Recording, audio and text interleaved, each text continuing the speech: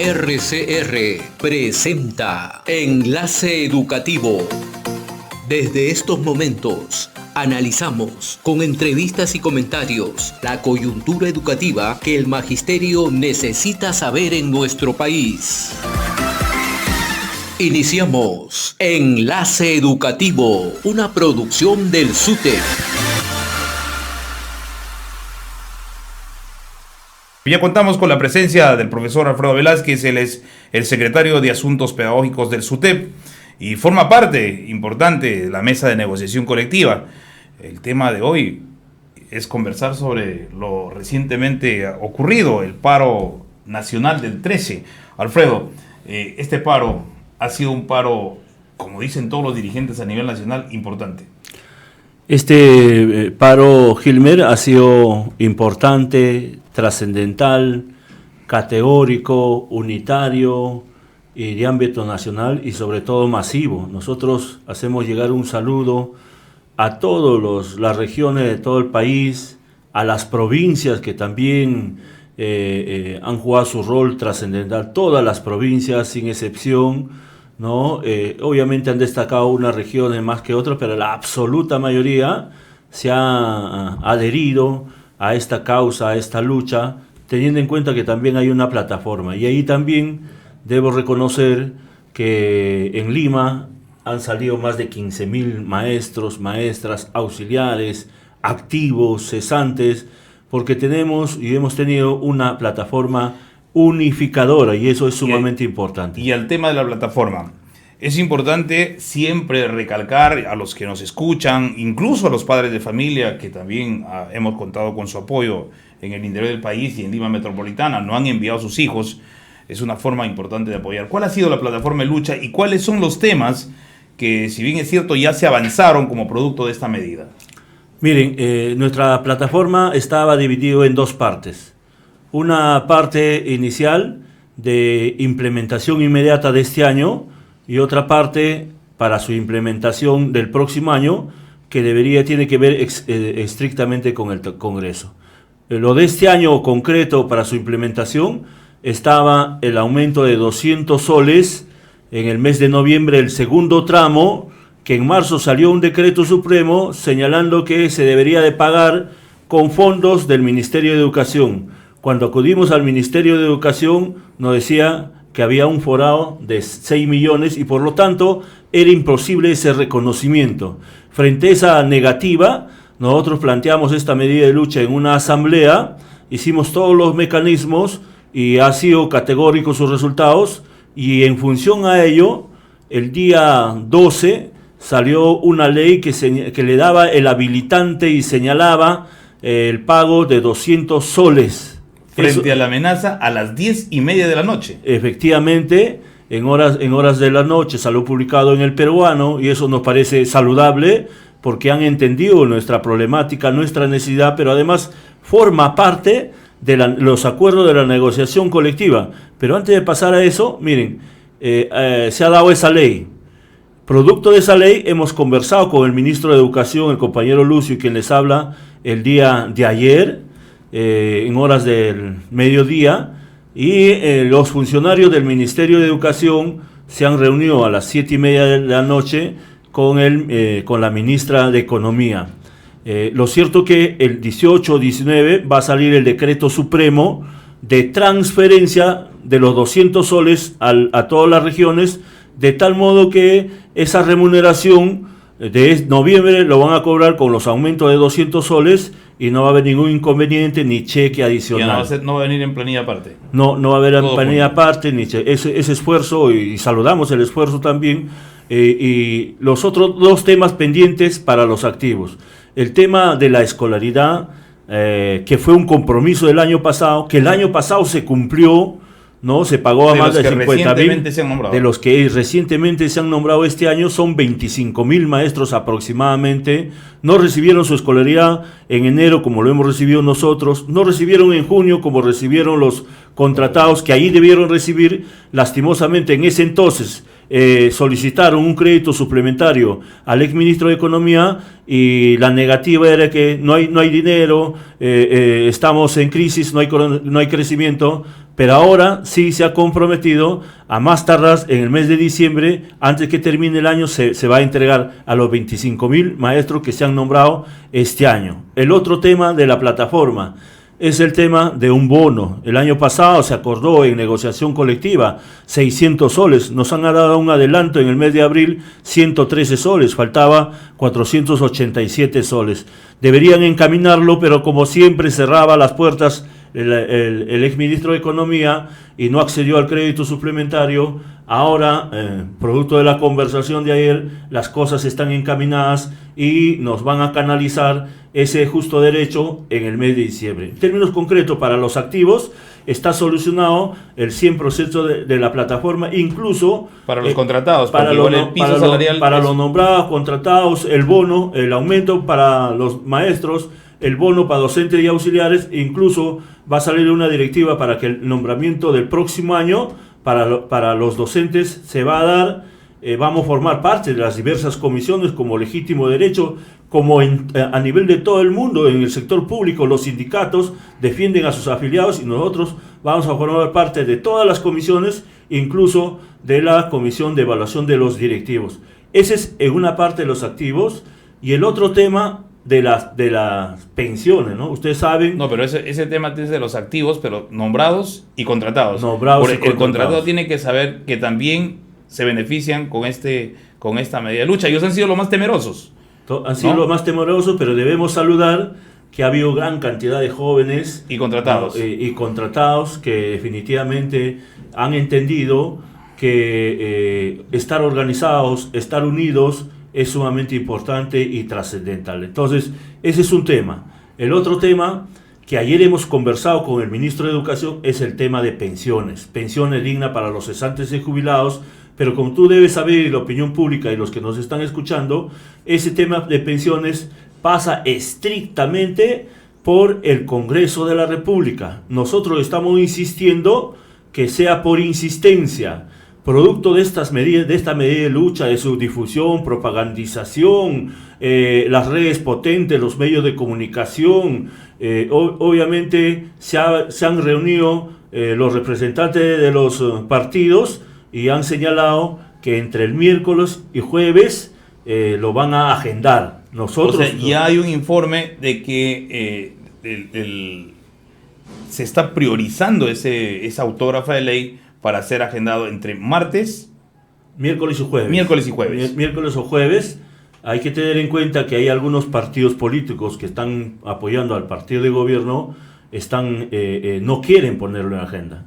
Entonces, nosotros vamos a estar pendientes, posiblemente convoquemos a una movilización una vez se agende para exigir y obligar a los congresistas ratifiquen su voto. Pero ahí nosotros también hacemos un llamado a esos congresistas que están haciendo campaña, aprovechándose de nuestros cesantes y jubilados, que ya hemos exonerado de la Comisión de Economía y que ahora ya por insistencia. Eso está bien, pero no es suficiente.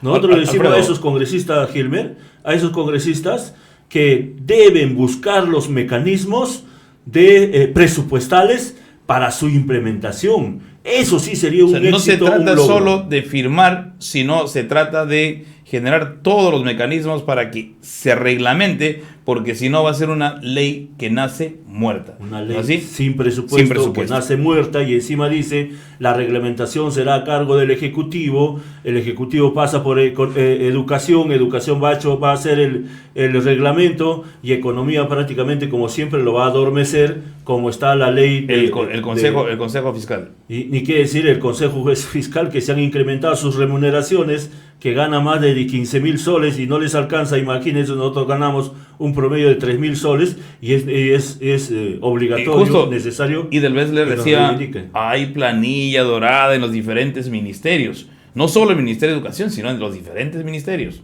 En los diferentes ministerios, los diplomáticos que se han subido a 20.000, entre ellos el hijo de Dina Boluarte, que no ha hecho absolutamente nada, que por favoritismo y nepotismo está ahí donde está, y eso definitivamente es una preocupación. Por eso que Este es un avance importante, los maestros estamos a la expectativa, tienen el ímpetu de luchar con su glorioso histórico SUTEP, el liderazgo del SUTEP y sus dirigentes nacionales, regionales, provinciales se ha consolidado, se ha renovado la confianza y obviamente estamos en ese proceso. Falta para el próximo año.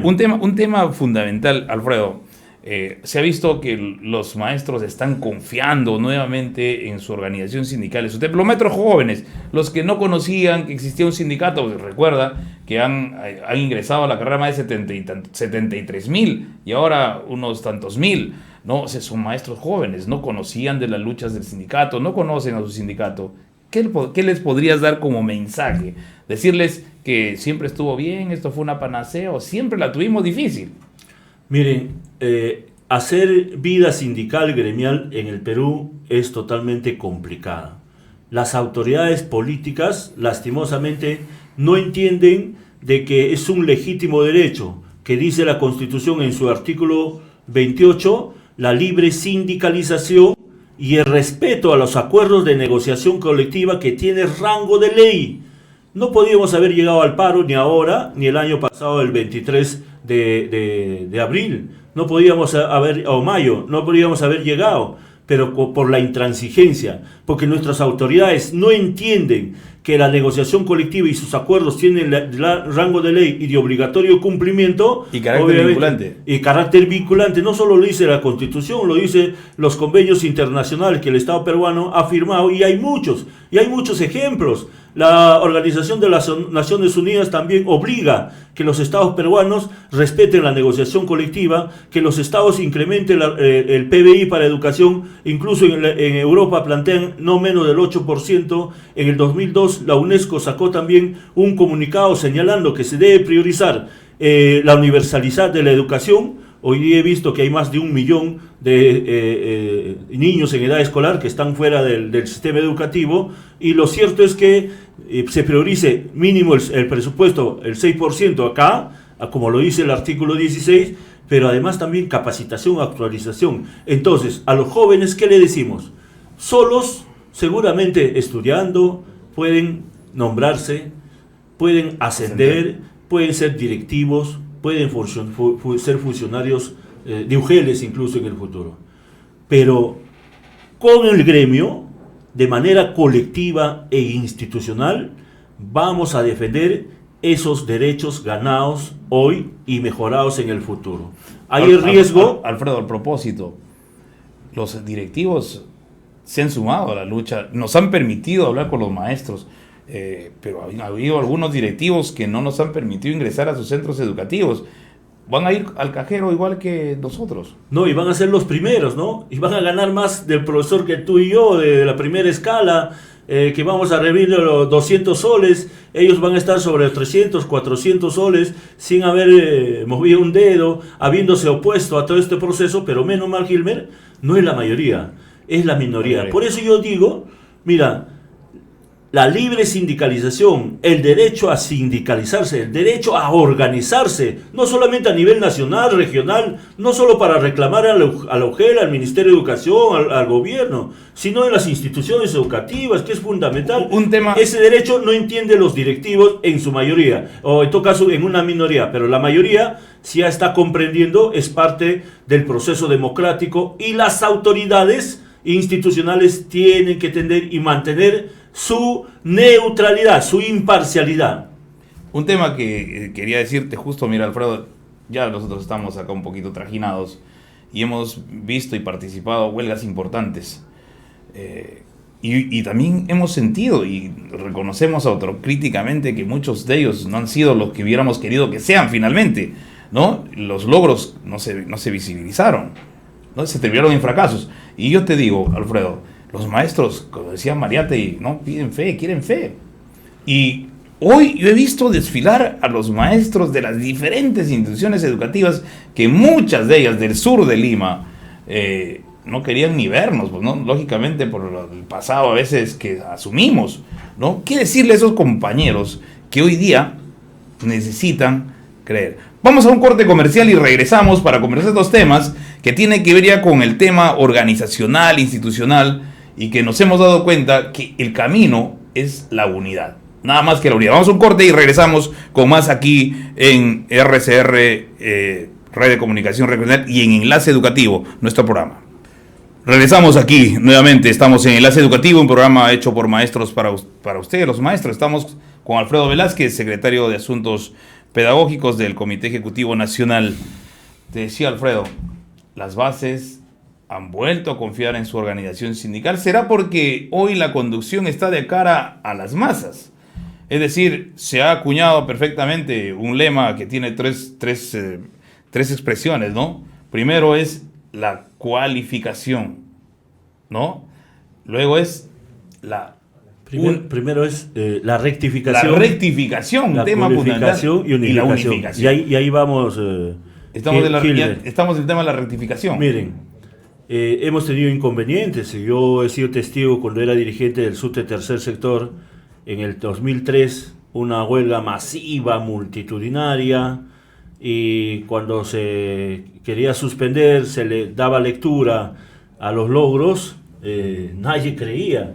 La gente quería luchar, o sea, no sabíamos escuchar a las masas, a las bases, y queríamos solucionar los problemas por arriba. Y nosotros como dirigentes de base, intermedios, obviamente nuestra opinión no pesaba. Hoy en día esa atención se ha revertido, no hay el trabajo burocrático, seguramente en algunos, pero en la mayoría no.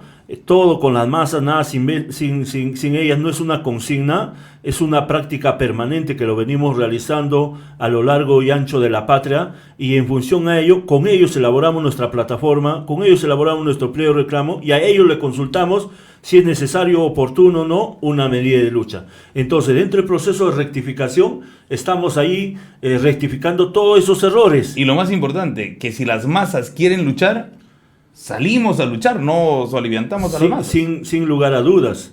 Y está latente, los maestros quieren seguir luchando. O sea, no descartamos si el gobierno, si la ministra de Economía, que la próxima semana vamos a dialogar, se cierra, señala que no hay dinero, no hay posibilidades de que mejore el presupuesto para el próximo año, definitivamente vamos a salir a las calles. Y lo cierto es que del proceso de rectificación viene el proceso de cualificación. No puede haber maestro, y menos maestro sutepista, que no le gusta leer, que no le gusta investigar, que no le gusta estudiar, que no le gusta poner en práctica la teoría y la práctica, que no le guste escuchar a los maestros, hacer la autocrítica, recibir la crítica, propuestas. Y eso es sumamente importante, y también dar el salto cualitativo de lo gremial a lo político en el marco del frente social. Pero todo eso, compañeros, sin unidad no hay nada. La unificación. La unificación, pero escuchando a las bases, a las masas. Miren, Gramsci decía más o menos así: los verdaderos filósofos no son aquellos de saco y corbata, los que dirigen los partidos, sino son realmente las bases, los maestros, los que están abajo, los auxiliares de educación, y ellos, obviamente, conociendo su realidad, te dan propuestas sensatas, coherentes, y nosotros las sistematizamos inteligentemente, y ese es el gran logro de este Comité Ejecutivo Nacional. Alfredo, palabras finales, porque acabas de decir que si el Estado no cumple con su compromiso, y uno de los compromisos de este gobierno, porque este gobierno tiene 3 presidentes, fue que el sueldo del maestro, que el presupuesto para el sector iba a ser el 10%, ni siquiera el 6% que exigimos, y el sueldo del maestro iba a ser una UIT, la UIT se nos está escapando de las manos. No descartamos entrar el próximo año, iniciar el año escolar con una huelga nacional indefinida para tensar al gobierno, año electoral, antes de que termine el 28 de julio. Tenemos que presionar. Mire, los congresistas están apresurados en debatir el proyecto de presupuesto que está en el Congreso. Si eso lo realizan sin las modificaciones, si no incluyen el presupuesto para pagar el 30% de preparación de clase, es un fracaso. Si no incluyen el incremento de remuneraciones para los docentes y los auxiliares en el marco de la ley que ellos han ganado y que el mismo Congreso lo ha aprobado y que ahora no dice nada para su cumplimiento. Del 85%. Los auxiliares deben ganar el equivalente al 85% de la primera escala. Es decir, si ahora en noviembre nos han incrementado a los maestros, a ellos también se les debe incrementar y eso debe estar en el presupuesto general de la República. No es suficiente que el presupuesto sea 5.1%, que destinen un presupuesto para la reducción de las brechas de infraestructura educativa. Más de 1 millón de estudiantes están fuera del sistema educativo, no porque no quieran estudiar o porque no tengan posibilidades, simplemente porque no hay infraestructura, no hay instituciones educativas, no hay plazas vacantes, y por lo tanto le decimos a la ministra de Economía, al gobierno y a todo el Congreso, si no mejora el presupuesto, próximo año iniciaremos las clases con una huelga nacional indefinida. Bien, hemos llegado al final del programa. Alfredo Velázquez ha estado con nosotros. Un gusto siempre tenerte, Alfredo, de manera presencial. Hemos llegado al final del programa. Síganos viendo el próximo sábado y todos los sábados de aquí en adelante. Muy buenos días, permiso. RCR presentó Enlace Educativo. Retornamos en nuestra próxima edición con los temas de coyuntura educativa que el magisterio necesita saber en nuestro país. Enlace Educativo, una producción del SUTEP.